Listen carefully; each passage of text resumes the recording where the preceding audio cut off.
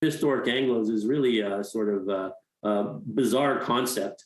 Are you a Quebec historic Anglo? I know I'm not. And according to the provincial government, myself and millions of others won't have access to English services under the new language law, Bill 96. One expert says that's problematic. It risks creating different categories of citizens on the basis of language. The term historic Anglophone first came about in November 2019, when the Minister of the French language, Simon Joly Barrette, the mind between Bill 96, announced most English services will be removed under the law, just like the previous language law, Bill 101, but stricter. If your parents didn't go to English school, you won't be able to go to English school or access English services, and are not considered an Anglophone that has roots in Quebec history.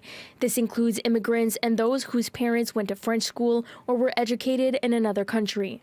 A lot of this is rooted in a rhetoric that aims to appeal to the core constituency of the CAQ, which seems to find appealing these types of distinctions and seems to feel that services to non-historic Anglophones are not something that Quebec taxpayers should be supporting, even though all of us are Quebec taxpayers. So that very idea is, as I said, is problematic.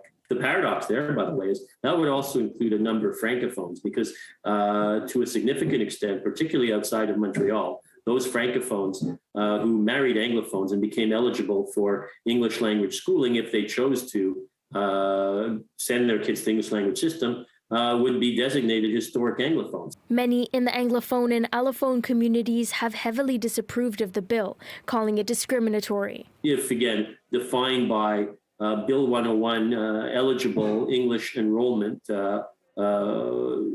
it's there are a lot of Anglophones that will continue to require services in English, many of whom came through the immigration stream, as the Premier has acknowledged, that will need those services even if they're not considered to be historic Anglos. One expert believes despite the law, Montrealers will likely not choose to deny services to people based on language barrier. The majority of Quebecers are more thoughtful when it comes to determining on the ground who needs what, and so it'll be very hard to actually put into practice this type of concept, which again has those type of inherent flaws by creating subcategories of English speakers for certain types of institutions. In Montreal, Brittany Enriquez, City News.